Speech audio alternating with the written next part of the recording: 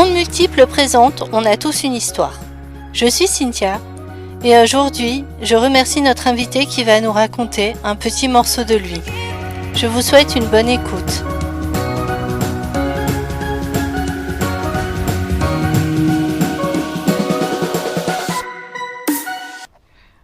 Bonjour à tous, déjà. Et puis, j'ai 87 ans.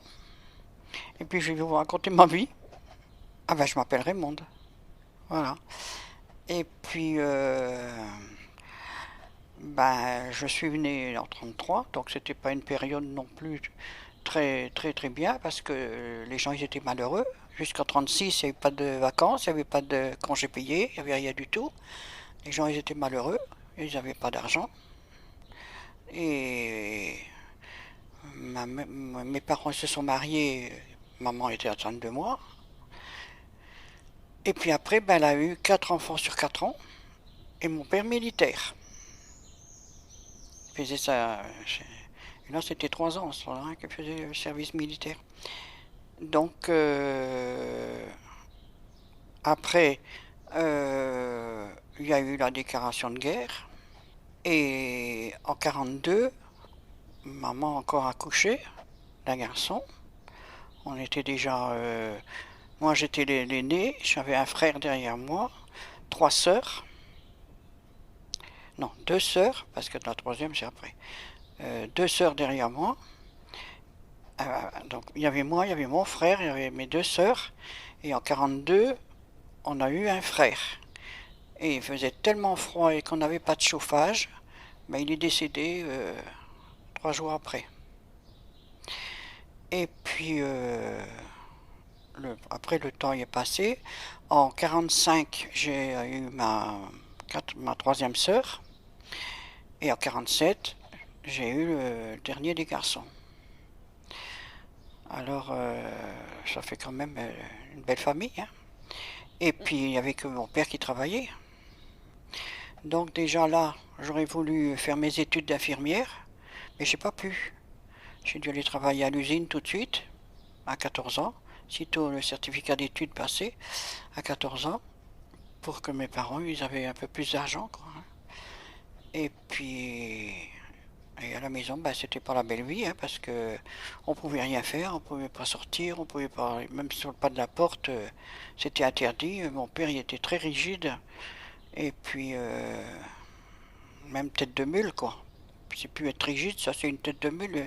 C'était toujours lui qui avait raison et c'était lui qui commandait. Il n'y avait personne qui avait le droit d'élever la voix. On n'avait pas le droit de parler à table, rien du tout. Alors qu'on était nombreux à table, hein. On aurait bien voulu pouvoir parler un petit peu, hein. Mais non, lui il lisait le journal. Alors, mais bon. Alors, oui, pendant la guerre, on pouvait pas non plus faire tout ce qu'on voulait, hein. Malgré tout qu'on n'était pas aussi malheureux que les gens qui étaient surrourbés, alors que nous, à l'Île-et-la-Noire, on était plus heureux qu'eux, malgré tout, puisqu'on pouvait sortir, on pouvait tout faire. Mais n'empêche que, le soir, il y avait les avions qui passaient, il y avait des bombardements, et puis, et tout ça, quoi. On n'était vraiment pas à l'aise.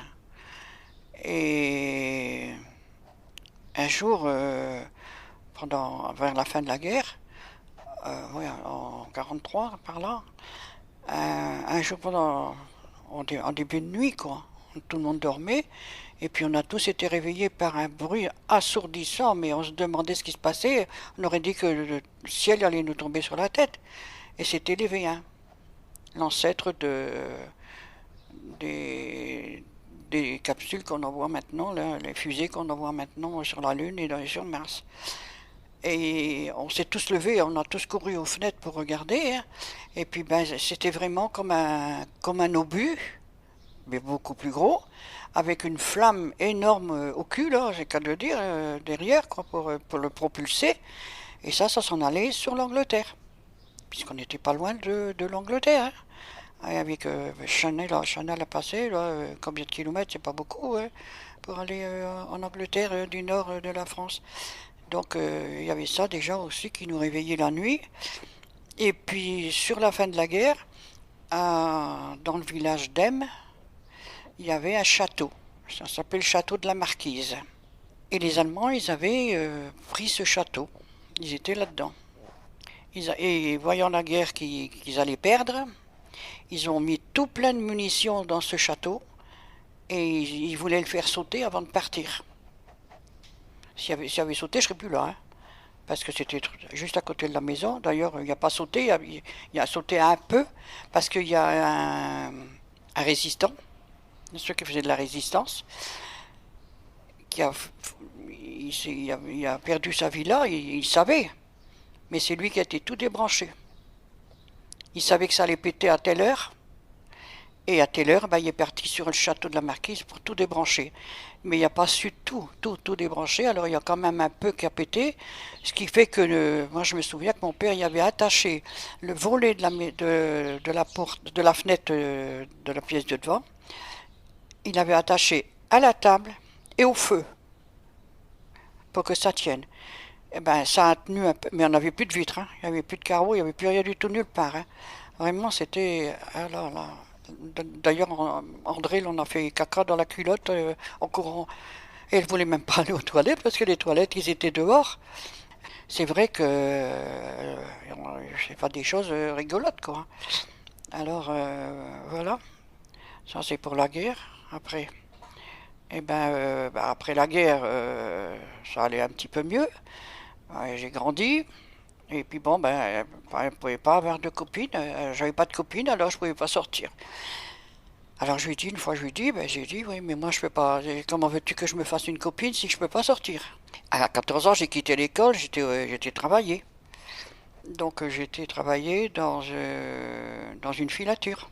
Et je voulais être infirmière, mais mes parents, ils n'avaient pas les moyens de me payer les études, puisqu'ils étaient payants, hein. Et avec tous les gosses derrière moi, j'avais pas. Alors, ben, ils m'ont mis à la filature. À la filature, c'était très très très dur.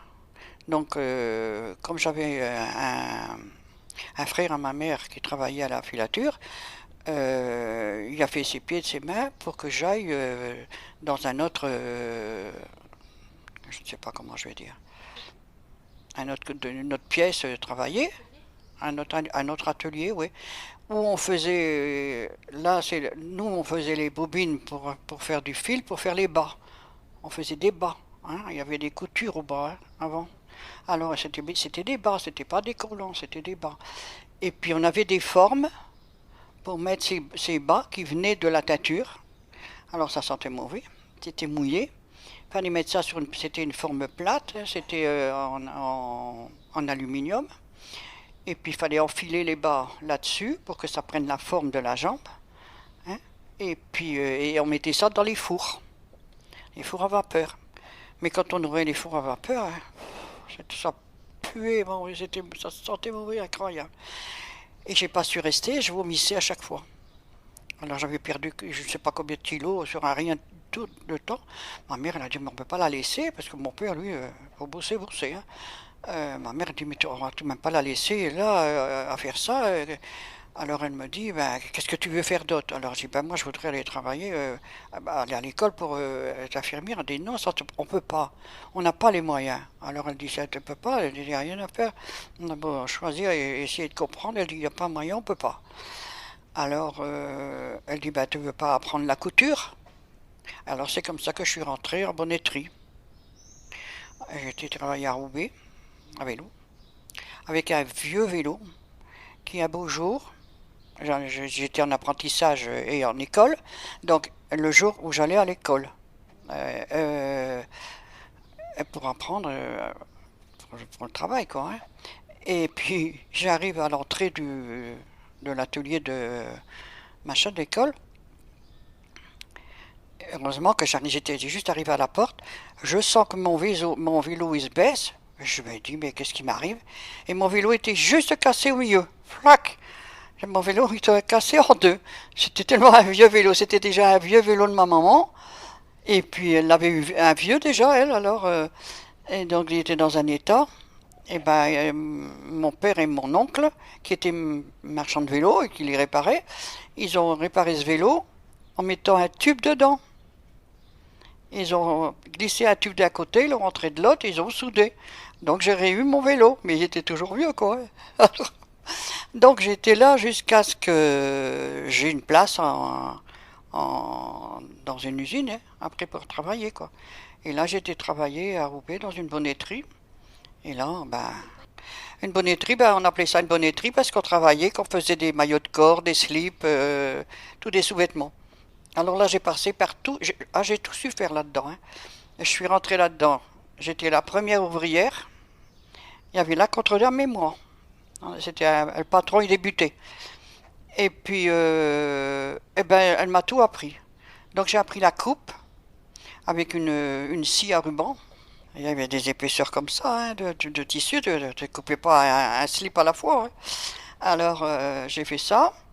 Après, on m'a mis à la machine à coudre pour apprendre. Ah ouais, mais pour apprendre, heureusement que j'avais été à l'école.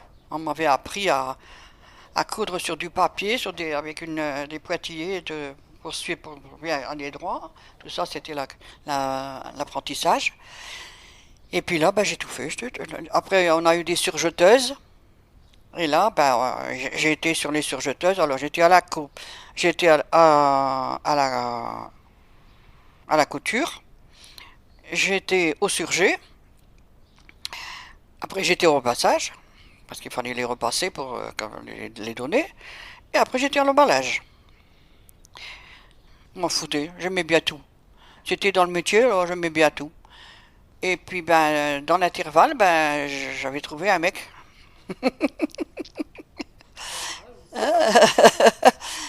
C'est-à-dire que bon, mon père, je disais tout à l'heure, mon père il travaillait avec un voisin qui était plus jeune et qui était marié, il y avait pas longtemps qu'il était marié, et cette dame elle avait une sœur. Et cette fille, ben, c'était la cousine de celui qui allait devenir mon mari. Et puis un jour, ils viennent à la maison comme ça, et puis en parlant, j'ai dit à Lucienne, il est marrant lui. Elle dit, bah tu sors pas. Bah, il m'a dit que je pouvais pas sortir tant que j'aurais pas de copine. Je dis, comment veux-tu que... Bah, elle dit, tu vas pas jamais te faire de copine en restant dans ta maison. Alors elle dit, tu veux une copine? Alors je dis, bah ouais, quand même, hein. Alors elle dit, bah je vais en parler à ma soeur. Elle est plus vieille que toi, mais elle dit, mais ça fait rien. Elle dit, j'en parle à ma soeur, on va voir ensemble. Et puis voilà, c'est comme ça que j'ai eu une copine. Et bien elle habitait là-bas à Sailly, hein. Alors, j'allais avec elle dans les fêtes. Ah, ben, je pouvais aller avec elle du moment que j'étais avec Thérèse. Du moment que j'étais avec Thérèse, ça allait bien avec mon père, puisque il connaissait la sœur. Alors, parce qu'il avait peur que je sois arrangé comme lui, certainement. Il a eu peur, il a eu peur que je devais me marier trop vite, mais je me suis quand même marié vite. Alors, pour être débarrassé, il faut partir de là, parce que là, si je rentrais un quart d'heure en retard, j'attrapais une raclée avec des coups de sabot, que j'en faisais pipi à la culotte, déjà à ce temps-là. Je ne savais pas me retenir. Tellement j'étais battu. Un jour, il m'a tellement battu que le lendemain, j'ai pas su aller travailler.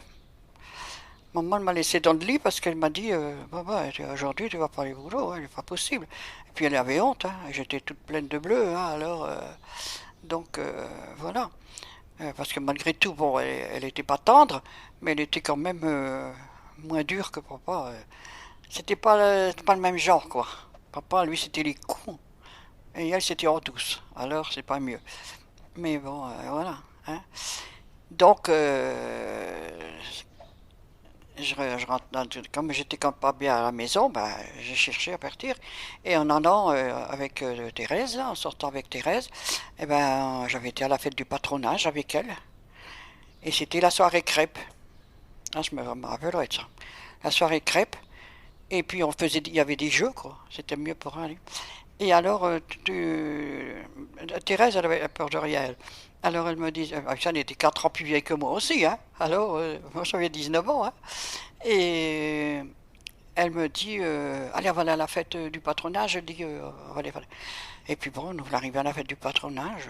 D'accord, moi je connais personne, rien du tout, hein, que Thérèse. Hein. Alors, je sais pas quoi faire. Et puis, elle me dit, bah, on va faire des connaissances, tu vas voir, elle dit. Il faut un jeu. Elle dit, allez, viens, on va y aller. Oh, je dis non, moi je ne vais pas manger des crêpes comme ça sur la scène. Il fallait monter sur la scène, et puis on te mettait une crêpe dans une assiette, Et tu devais avoir tes mains derrière ton dos et tu devais manger la crêpe comme ça. Ah oui, je te jure, c'était des jeux comme ça à ce temps-là. Il n'y avait que ça. Il y avait pas, c'était pas non plus des machins extraordinaires, hein. C'était des fêtes comme ça et puis c'est tout quoi. C'était le patronage. Bah oui, c'était le patronage. On avait des petites fêtes comme ça. Alors, et c'est là que j'ai connu Daniel. Voilà, c'était son cousin. Alors, bien sûr, quand j'ai été monté sur la scène, bah, tout le monde y venait voir, hein, la nouvelle, qui c'est celle-là, elle n'était pas connue au village, hein. Et puis, moi, je te présente mon cousin. Alors, donc, tout le monde venait voir. Et puis, il y avait un plus jeune, de mon âge alors, puisqu'il y avait quand même 4 ans d'écart avec moi, le Daniel. Et puis, il y avait un plus jeune, mais c'était le garçon de chez Inman, l'autre café en face de l'école et de la mairie. Alors lui, il était plus jeune, il était plus entreprenant. Et puis moi, je devais retourner au bus, hein. Je pouvais pas rester tard non plus, hein. Et le dernier bus, il fallait prendre le dernier bus et rentrer, hein. Alors il m'avait raccompagné au bus, ce garçon. Et puis, bah, du coup, Daniel, il est tout jaloux, il paraît, que c'était lui qui avait. Je m'en foutais, même du moment qu'il y avait quelqu'un qui m'accompagnait jusqu'au bus, parce que ça faisait une belle trotte quand même. Et puis la nuit, quand même, moi je connaissais pas le village, rien du tout, j'avais peur. Donc il m'a conduit jusqu'au bus, et puis quand il n'y avait pas, je suis parti au bus, je devais partir à la maison, quoi. Et puis ben, un moment après, je pense, 15 jours après peut-être, Thérèse, elle me dit, ton papa, il va accepter que tu viennes avec moi au cinéma à Roubaix? Je dis, bah, je sais pas, on va lui demander, on verra bien. Alors, bon, papa, est-ce que je peux aller au cinéma? Tu irais faire au cinéma? Ben, je dis, ben, voir un film. Il dit, avec qui tu vas aller au cinéma? Ben, je dis, pas avec Thérèse. Ben, je dis, moi, je sais pas, c'est elle qui me l'a proposé. Je dis, elle m'a dit, on va demander à ton papa. Je dis, ben, moi, je te le demande. Alors, on verra. Bon, on verra. Cette semaine-là, ça n'est pas arrivé. Mais la semaine d'après, je pense que son beau-frère, Thérèse, lui avait parlé un petit peu avec papa. Et puis, du coup, il avait dit oui. Donc, mais au cinéma, ben, il y avait Daniel. Elle l'avait emmené au cinéma. Et elle, du coup, ben, copain Daniel, ben, elle était venue avec lui au cinéma. Voilà. Et ben, c'est comme ça que j'ai connu mon mari. Et puis j'ai connu mon mari, ben, c'était au mois de décembre, pendant les fêtes de fin d'année. Et au mois de mai, j'étais marié. Ah bah oui. Ah, mais non, non, un petit bisou, mais pas tout de suite, hein. Oh non, oh non, oh non. Moi, j'avais la trouille, moi, hein. Et j'ai quand même eu un gosse 1 an juste après, alors c'est déjà pas mal. Donc, après, ben, on lisait les nous deux. Maman l'achetait un ou deux par semaine. Et puis, elle, comme elle ne savait pas lire, ben, c'était nous qui le lisions pour elle. Alors, on lisait avec elle. Et les filles, tout le monde était là pour lire, hein, écouter, hein. Enfin, les plus grandes, hein, parce que. Donc, souvent dans les feuilletons qu'il y avait là-dessus, ben, les filles, le premier coup, elles étaient enceintes. Alors, on avait peur, hein, ça nous faisait avoir peur, hein. Donc, ce qui fait que. Non, non, non, non, pas tout de suite, hein, il ne faut pas rigoler. Je voulais des enfants, mais pas beaucoup. Parce que je me disais, je n'ai eu 6 à la maison, ça va bien. On était 6 à la maison et eux deux à table, ça fait 8. Non, c'est trop ça. Trop, trop, trop. Puis même, après, on ne sait pas où on s'en va. Et on n'avait pas des vies non plus comme on a maintenant, hein. C'était quand même pas si facile que ça, hein. Alors, donc après, ben, je me suis marié et puis 1 an après, juste 1 an après, puisque. Ah bah ouais, après c'était tous les dimanches, hein. Parce que moi, j'osais pas le dire. J'avais peur d'attraper la raclée encore. Alors, je ne savais pas comment faire pour lui dire. Et puis, un jour, je lui dis, ah ben, avec Thérèse, j'ai fait la connaissance de son cousin. Oh ouais, il dit, je le sais. Bien sûr, l'autre, il lui en avait parlé, en douce. Alors, ouais, il dit, je le sais. Ben, j'ai dit, bon sang, tu sais toujours tout, toi? Alors, il dit, bah ouais, il dit, mais je me rappelle plus son nom à lui, je me rappelle plus. Sa femme, c'était Lucienne. Mais lui, je me souviens plus. Enfin, n'est pas. Et puis, il me dit, oui, je le sais. Alors, je dis, il faudrait vous connaître. Ah bon, déjà? Alors, ah bon, déjà?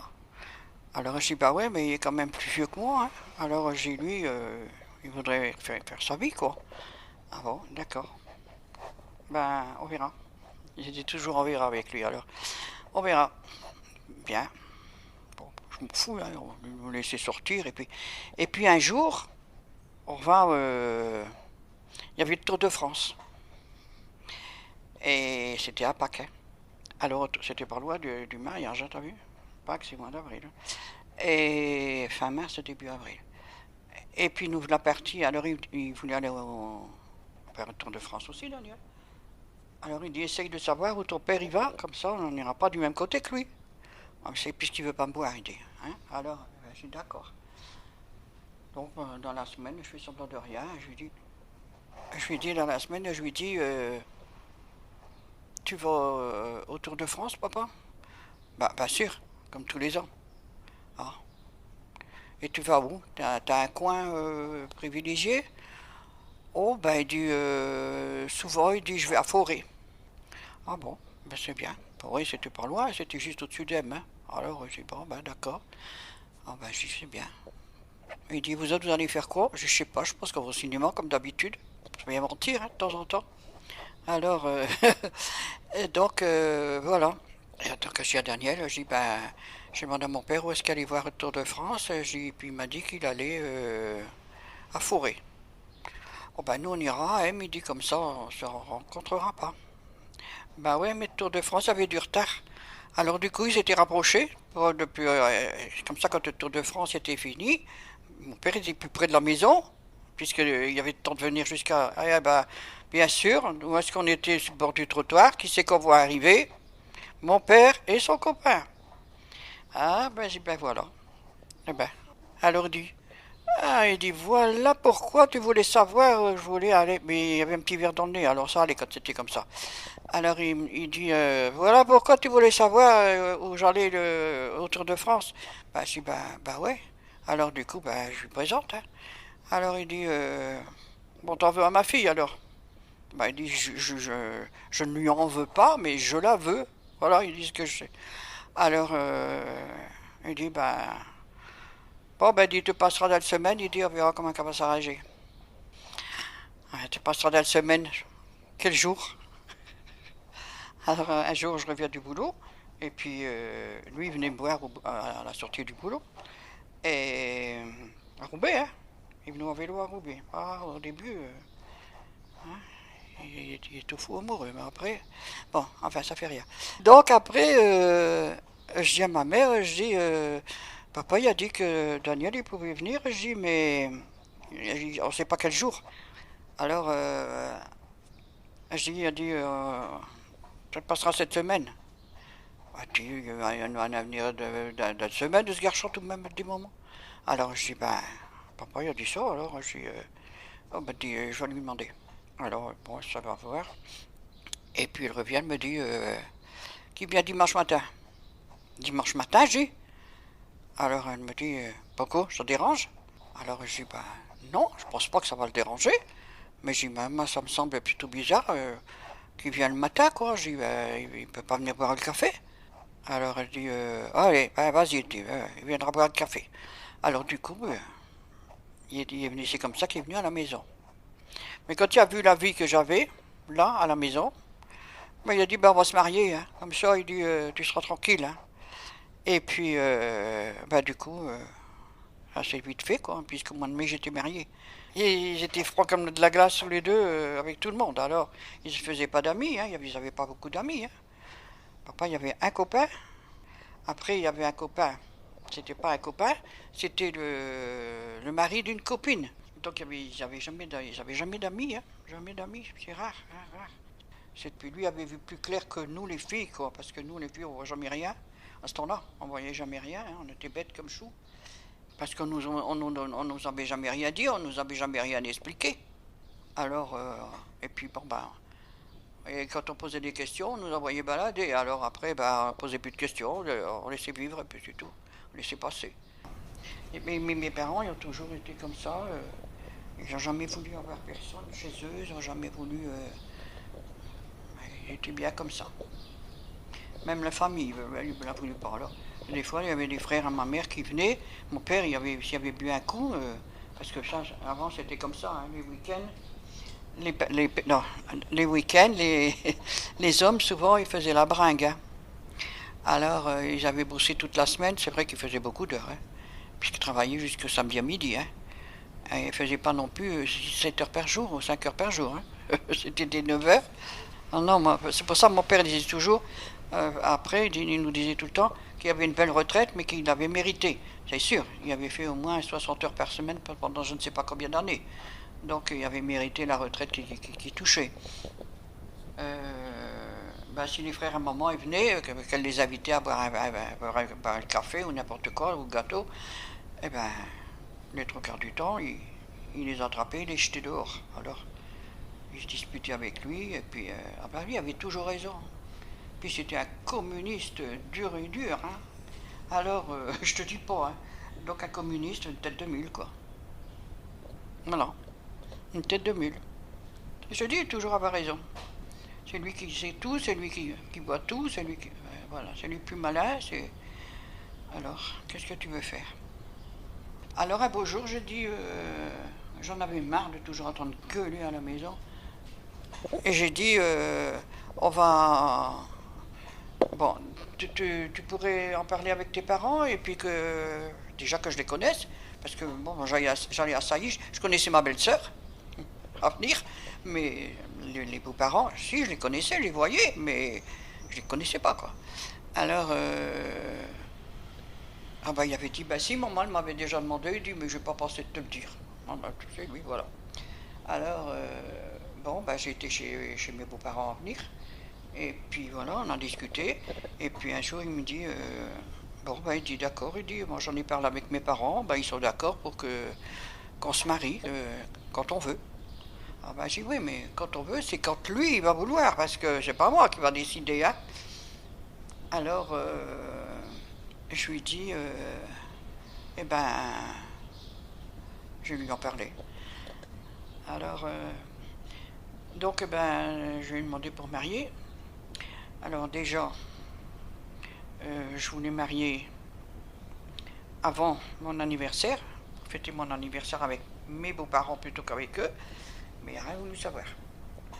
Alors il a dit, non, ce sera là, toucher les allocations familiales, on est obligé d'attendre d'avoir les allocations familiales pour le repas de mariage. Ah bon, ils n'avaient pas de sous. Hein. Alors pourtant, après, moi j'ai travaillé, René a travaillé. À 14 ans, René allait travailler aussi, hein, comme peintre. Hein.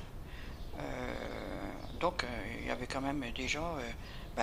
André commençait à travailler aussi au tissage, à la justice. Donc il y avait quand même, on était quand même 3 et papa 4 qui travaillaient, et nous on rendait notre semaine. Hein. Et on n'avait pas grand chose. Hein. Moi je me souviens que quand je me suis marié, on gagnait 1 franc 50 de l'heure. Parce qu'on n'était pas en âge d'avoir... fallait être majeur. Et c'était à 21 ans.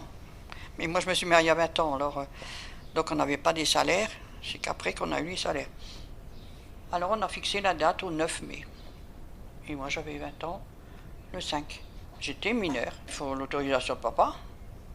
C'est lui qui signe, c'est pas toi. C'est lui qui signe pour toi à la mairie. Et c'est pour ça que ma soeur Marcel, elle n'a jamais voulu se marier avant ses 21 ans, parce qu'elle ne voulait pas lui demander l'autorisation de marier. Parce que tu étais obligé de demander l'autorisation de ton père. D'ailleurs, moi, quand je suis arrivé à la mairie, le maire, c'est tout de suite ce qu'il a dit.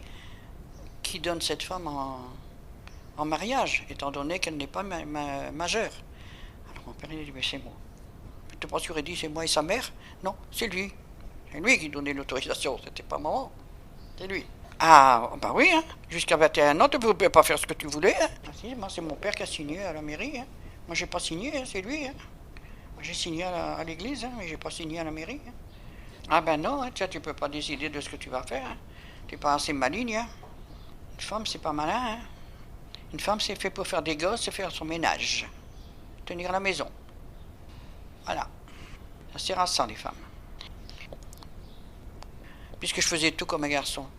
Puisque quand on était à la maison, rue du Champ de Mars, là-bas, lycée Lannoy, mon père, il a fait une arrière-cuisine. Plus encore, une arrière-cuisine, après. Il a fait une véranda, c'est-à-dire qu'il a fait une véranda, parce qu'on n'avait qu'une pièce en bas. Non, il y avait 2 pièces en bas. Il y avait le séjour en rentrant. Il y avait une petite chambre, que c'était mes parents qui dormaient là. Il y avait 2 grandes chambres en haut. Donc, nous les filles, on dormait dans une chambre, et les 2 garçons, ils dormaient dans l'autre. Et puis, donc André et Marcel, elles couchaient à 2 dans le même lit, et moi, je couchais avec ma petite sœur Danielle. Elle était petite, hein, quand je l'ai eu dans mon lit, elle me faisait dessus. Elle me faisait pipi dessus la nuit, alors. Elle dormait, elle, la gamine, elle ne savait pas qu'elle pesait. Et puis, donc, voilà. Mais non, on n'avait pas de droit de rien du tout. Hein. Il fallait demander les autorisations pour tout. Hein. Pour tout. Ah ben, mon frère, lui, il faisait tout ce qu'il veut. Alors, justement, voilà, parce que je ne me rappelais plus où j'en étais. Quand mon père il a fait cette véranda, là, derrière, c'est lui qui a tout fait. Il a construit entièrement, tout seul. Enfin, tout seul, avec moi. Parce que René, il sortait du boulot, il s'en allait. Il sortait. Avec ses copains. Jamais il a donné un coup de main à mon père. Jamais. C'était normal pour papa. Bon. Un jour, il l'a emmené au jardin. Et puis, bon, ça lui plaisait pas non plus. Mais enfin, René, il n'avait pas trop envie de travailler non plus. Alors, voilà. Il n'y avait jamais rien qui lui plaisait. C'était toujours trop dur. Le jour qu'il est allé au jardin avec mon père et puis qu'il avait dû se baisser pour ramasser toutes les mauvaises herbes et tout ça, et qu'il s'est relevé, qu'il a dit « Oh, qu'est-ce que j'ai mal au dos, j'en ai marre de jardiner comme ça. » Et c'est là que mon père y a dit « La terre est basse, garçon, mais les fainéants sont hauts. » Mais mon frère, il ne se laissait pas faire. Alors c'était toujours la bagarre avec mon père. Mon frère, il buvait, il a toujours bu. Après, il a fait la guerre d'Algérie. Quand il est revenu de la guerre d'Algérie, il était fou. Vraiment, il était fou. Il ne savait plus où il en était, il était fou. Il ne savait plus ce qu'il faisait. Et puis, comme beaucoup de ces gens-là qui sont revenus de la guerre d'Algérie, hein, ça a été pire que la guerre de 40. Hein, ça, les gens, en 1940, les gens n'étaient pas fous quand ils sont revenus de la guerre. Hein. Tandis que là, eux, ils étaient vraiment fous. Ils en ont vu là-bas, certainement. Hein, parce que, ils disaient toujours, René, hein, ils disaient toujours, j'oserais jamais raconter tout ce que j'ai vu. Hein. Mais bon, il n'y avait pas grand monde. Hein. C'était pas des mariages comme on fait maintenant. Hein. T'allais à la mairie, moi j'étais à l'église, mais j'étais partie à l'église toute seule. J'ai pas eu personne de ma famille, à part ma marraine, qui a défié mon père. Parce que là, elle l'a défié, c'est le cas de dire. Elle disait toujours, avec moi, tu n'auras pas la parole. Hein. Elle disait toujours ça, hein, parce que mon père c'était Hector et son mari c'était Nestor. Alors elle disait, moi Nestor il fait pas ce que tu fais. Hein. Elle dit, ça marche pas, moi je me laisse pas faire. Elle dit, cette grande bénache là, pardon, mon mère, elle se laisse faire, moi elle dit, moi non. Hein. Alors, c'était sa belle-sœur, c'était la sœur de ma mère, la seule fille. C'était 2 filles et tous des garçons qu'elle avait, ma grand-mère. Alors, on est allé à la mairie, c'est mon père qui a signé tout ça, et en sortant de la mairie, on a fait comme si on allait faire la photo, puisqu'on allait chez le photographe avant, et puis on est parti se marier à l'église à Sailly. Il savait, mais il voulait pas. Parce que lui, il voulait pas l'église, il n'a jamais voulu entendre parler de l'église. Hein. Communiste comme il était, il ne voulait rien savoir, lui. Alors, le jour où j'ai dit que je me marie à l'église, il m'a dit, ah, tu veux te marier à l'église? Alors je dis, oui. Je dis, c'est de la famille à Daniel, je dis, ils sont très, très croyants. Alors je dis, ils veulent qu'ils se marient à l'église. Et puis j'ai dit, il veut marier à l'église. Alors de ce fait-là, il m'a dit, tu veux marier à l'église? J'ai dit, oui. Bon, d'accord. Mais personne. Alors je regarde. Je dis, personne, qu'est-ce que tu veux dire, personne? Personne ne viendra. Personne ne viendra t'accompagner là-bas à l'église. Il n'y a personne qui viendra. Alors moi, comme le dernier des garçons, Michel, c'était mon filleul. Je dis, il y avait 6 ans. Hein. J'ai dit, même pas Michel, je t'ai dit personne. Et quand ma marraine elle s'est levée, et puis qu'elle a le jour du mariage, quand on est sorti de la mairie, et qu'elle m'a dit, je t'accompagne. Mon père, il dit, j'ai dit qu'il n'y avait personne. T'as dit. Mais t'as rien à me dire. Elle dit, moi c'est ma filleule et je l'accompagne. Elle dit, Nestor, il vient pas, parce qu'il veut pas avoir des problèmes avec toi. Elle dit, mais bon, ben Nestor, il reste là. Elle dit, mais moi, j'accompagne Raymond. Elle dit, puis c'est tout. Donc j'ai eu que ma marraine. Pour moi, non, parce que je fais ça pour faire plaisir à ma belle famille et à Daniel. Hein?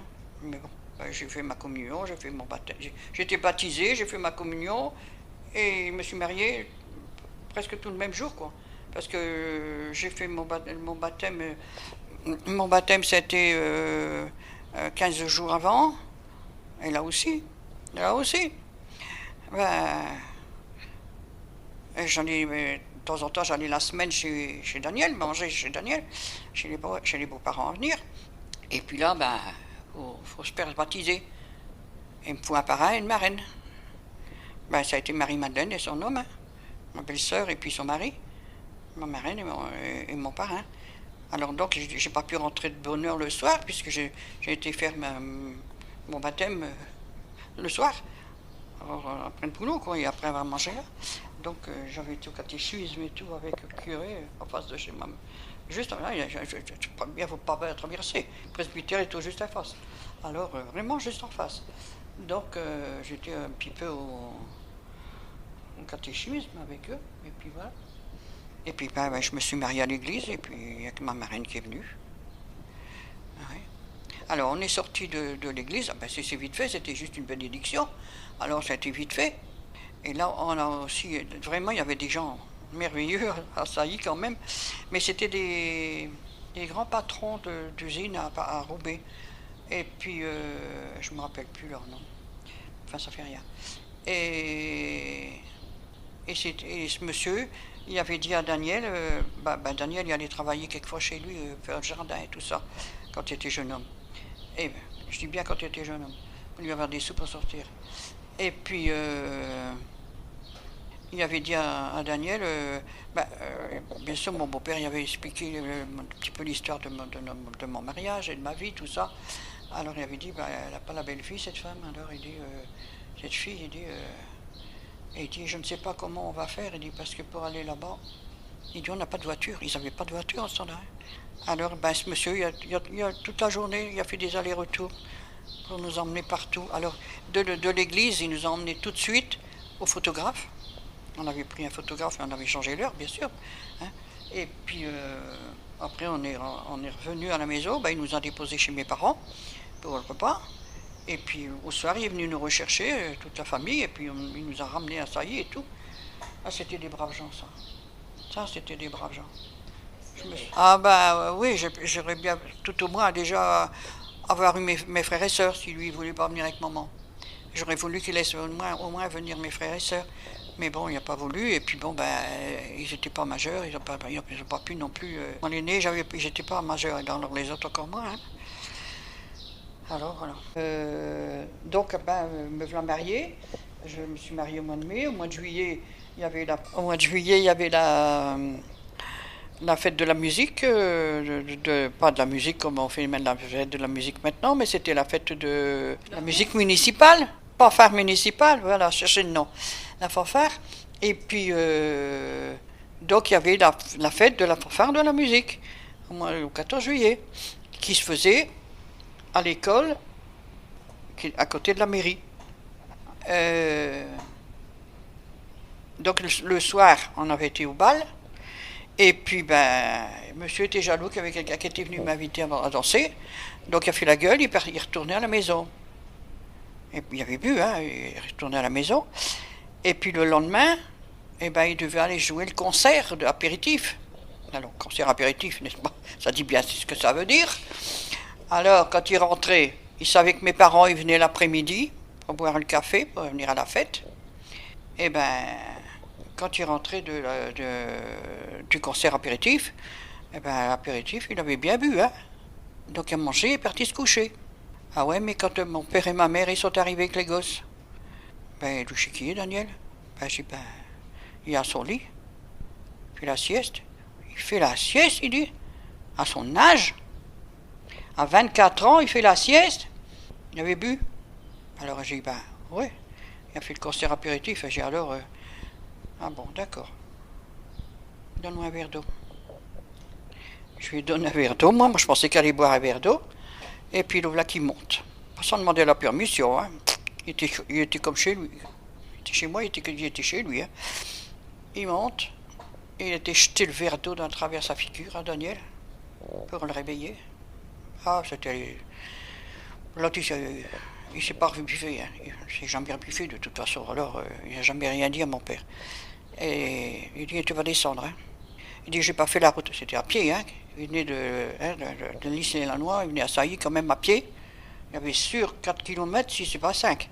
Avec les enfants. Bon, à ce temps-là, il n'y avait plus que les 2 petits. Hein. Puisque les autres, ils étaient plus grands. Puisque j'étais marié, ils étaient déjà plus grands. Mais ils ont réussi. C'est moi qui ai essuyé tous les plâtres. Hein. Puisque eux, après, ils ont réussi. Puisqu'à un certain âge, surtout Marcel ne s'est jamais laissé faire. Elle a dit, moi je sors et je vais au cinéma, j'ai l'âge. Pourtant, elle n'avait pas 18 ans, hein, mais j'ai l'âge de sortir. Alors bon, elle a toujours fait tout ce qu'elle voulait. De toute façon, c'était toujours la bagarre avec mon père. Alors, lui, il foutait des baffes, des baffes et des baffes. Et elle chantait. Moi, je pleurais quand il me frappait. Mais elle chantait. Alors, ça le mettait encore plus en colère. Donc, il frappait encore plus. Mais elle ne s'est jamais laissée faire, elle. André, elle, c'était toujours oui, béni, là. Elle avait toujours peur, elle. Hein. Et mon Dieu, elle faisait pipi à la culotte quand elle le voyait, alors. Ah, c'est incroyable, hein. Je me rappelle tout le temps, le jour qu'il est revenu du jardin, un samedi, après-midi, il avait été travailler au jardin, et j'étais plus loin, le jardin, c'était tout près du cimetière de Lannoy, et il revient, et il y avait un meuble comme ça, la porte d'entrée, on dit ça, mettons, et il y avait le meuble là, dans la pièce, et il était en train de l'épousseter. Mais André n'a jamais été très dégourdi, hein. C'est vrai qu'il faut dire que... Alors elle était en train de frotter comme ça, tout doucement sur le meuble, lui en rentrant... Il était déjà fatigué, alors il n'était pas de bonne humeur. En rentrant, il lui dit, non, mais il dit, je n'acte pas, est-ce que tu vas le faire braire, il dit, ce meuble. Il n'est pas un chuc, il dit, tu peux le frotter, hein. Eh bien, tout de suite, elle avait des gouttes dans la culotte, hein, tellement qu'elle en avait peur, elle. Elle en avait une frousse. Aïe, aïe, aïe, aïe, aïe, aïe, aïe, aïe. Daniel, après, c'est encore mieux. Ah, mais alors, plus avancé dans l'âge, eh ben, plus il était gentil avec les enfants. Avec les plus jeunes, ils ont fait ce qu'ils voulaient. Hein. La preuve, c'est qu'elle était enceinte et qu'elle a... Ah, ça, j'ai jamais digéré. Hein.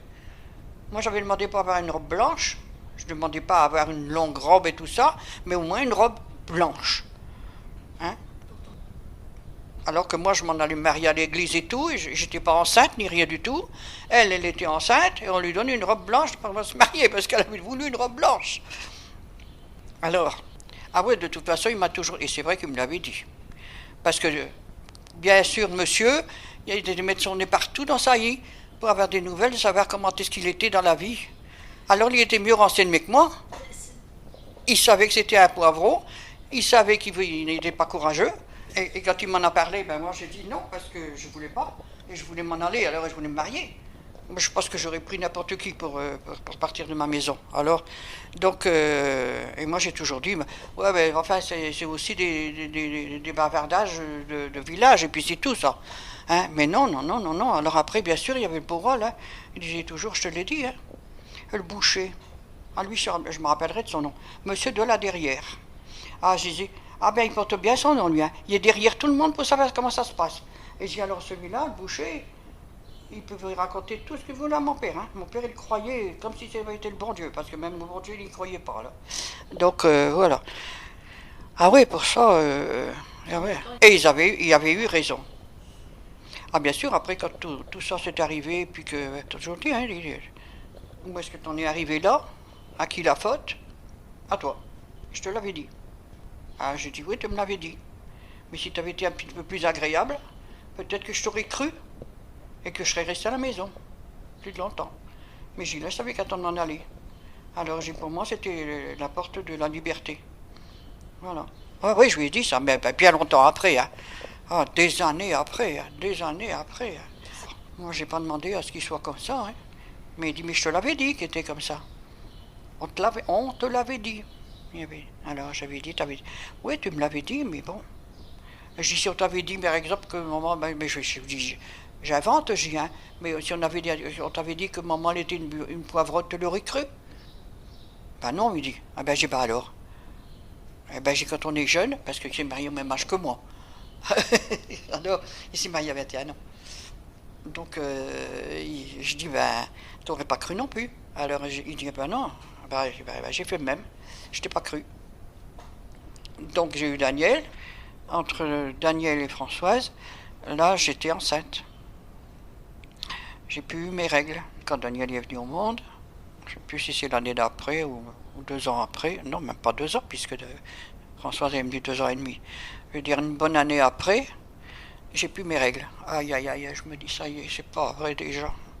Si vite que ça, je me disais, c'est vraiment le bonheur, quoi. Hein. Daniel était tout petit après, hein, il n'y avait pas non plus. J'ai 1 an et demi, ça va être tôt. Hein. Déjà, c'était déjà tôt avec Françoise, il y avait 2 ans et demi d'écart, alors. Et puis, pas de règles. Bon, j'appelle le médecin. Alors il dit, qu'est-ce qui se passe? Oh, ben, il se passe pas grand-chose. Hein. Je pense que je suis enceinte. Ah bon? Alors je dis, ben oui, je pense que j'ai plus mes règles. Je dis, alors, je vois pas pourquoi j'aurais pas mes règles. Alors bien sûr, un toucher, tout ça. Tu t'allonges sur la table de la cuisine et puis hop, à ce temps-là. Hein, voilà, les fesses, les jambes en l'air et puis hop. Alors il dit, non, non, non, non, il dit, t'es pas enceinte. Ben, je dis, alors pourquoi j'ai pas mes règles? Ben, il dit, je sais pas, il dit, on va attendre un peu, il dit, on verra bien, il dit, comment ça va? Ben, toujours rien, toujours rien. Je rappelle, hein. Je lui dis, ben écoutez, docteur, toujours pas mes règles. Alors il me dit, ah ben il dit, je vais te donner quelque chose pour que ça descende. Hein. Il dit, il n'y a pas de raison. Il dit, il n'y a pas de raison que tu n'as pas tes règles. Alors on m'a donné des cachets. Et puis total, j'ai eu mes règles, mais j'ai perdu. J'avais des gros caillots de sang dans les machins, mais j'ai pas eu de curetage, j'ai rien eu du tout, puisque j'étais pas enceinte pour lui. Il n'y a pas de raison.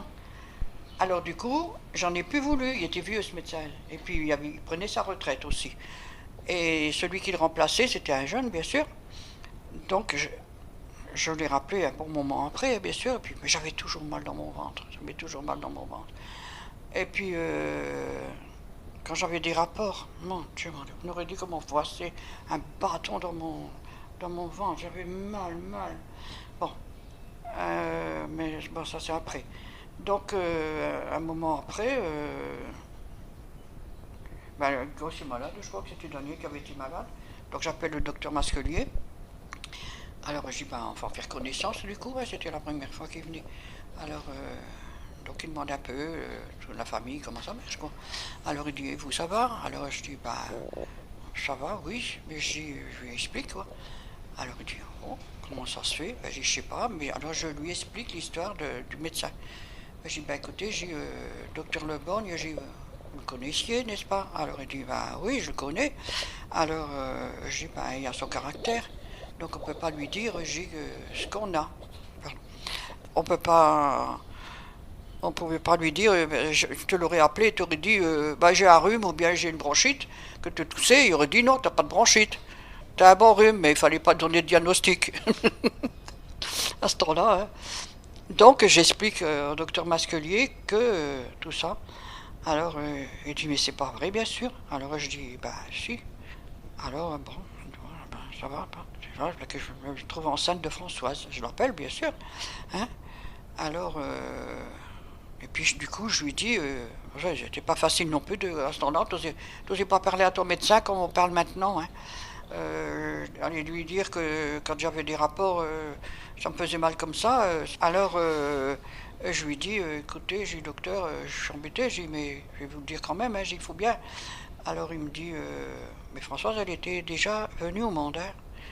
Et quand j'avais eu Françoise, quand j'avais accouché, et il m'avait dit, Masquelier m'avait dit, vous êtes sûr que vous n'étiez pas enceinte quand il vous a dit...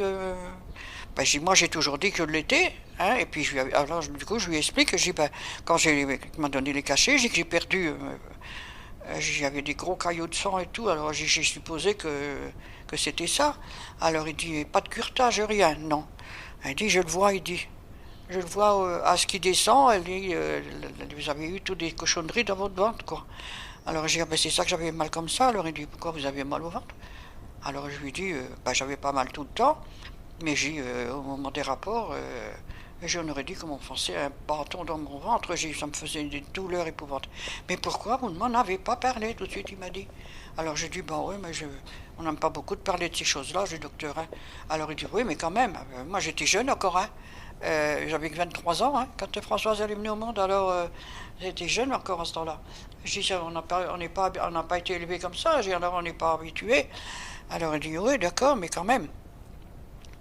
Et puis, ben, après que Françoise elle était venue au monde, j'avais toujours mal dans le ventre, Alors après, comme c'était pas seulement qu'au moment des rapports, j'avais toujours mal, je lui ai dit. Alors il dit, ben écoutez, on va aller voir faudra aller voir un chirurgien pour voir ce qu'il y a, quoi, un gynécologue tout au moins avant. Et puis donc, je suis parti à Roubaix, à l'hôpital, faire des examens. Et puis là, on a vu que j'avais un fibrome.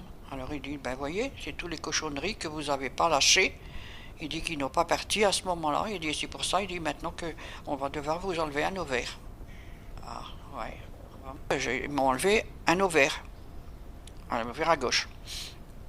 Et puis après, j'avais toujours mal au ventre quand même, bien des années après même. Hein. J'avais toujours mal au ventre, toujours mal au ventre. Je disais, mais c'est pas normal que j'ai toujours mal au ventre comme ça. Et puis je trouvais que j'étais grosse, on aurait dit que j'étais enceinte, tu sais. Alors j'ai un masculier, c'est pas normal, j'ai docteur. Bon ben il dit, on va voir quelqu'un, il dit, on va aller voir ce qui se passe, il dit là-dedans, encore une fois, comme on a fait la fois dernière. Mais j'ai dit, ben oui, parce que ne peut pas rester comme ça. Hein. Mais là, les enfants, ils étaient déjà plus grands. Hein. Et puis... Et bien là aussi, je ne sais pas que pour me faire opérer de mes organes, de tout enlever, il a fallu la permission à Daniel. Il a dû signer, parce que j'étais encore en âge à faire des enfants. S'il n'avait pas donné l'autorisation, je n'étais pas opéré. Ben, en conclusion, il y a beaucoup de choses que je ne vous ai pas dit parce que ça me fait trop mal. Je peux pas parler après de tout ce qui m'est arrivé par la suite. Mais je voudrais vous dire que il faut pas vous laisser faire par vos hommes, par vos maris, par n'importe quel homme de toute façon. Même si vous n'êtes pas marié, il faut pas vous laisser faire parce que c'est vous qui êtes malheureuse et puis lui, il y a toujours le beau rôle. Voilà. Merci d'avoir écouté ce podcast. Il était présenté par Cynthia. La réalisation était faite par Cynthia, la musique était de Jorm et les dessins étaient de Jasper. Si vous voulez participer, vous pouvez me contacter par mail à podcastonmultiple@gmail.com. Tous les liens sont dans la barre d'infos.